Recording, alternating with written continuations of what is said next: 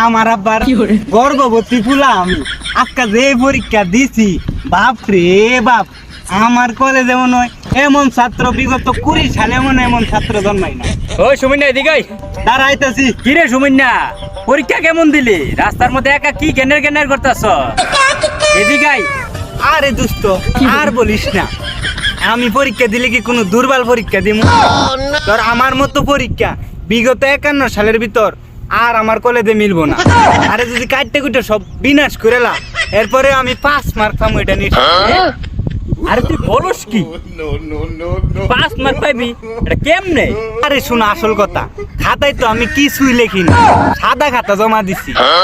স্কুলে পরিষ্কার পরিচ্ছন্নতার জন্য 5 মার্ক আছে না, এটা তো আমি পামু নিশ্চিত। আরে তুই কস কি?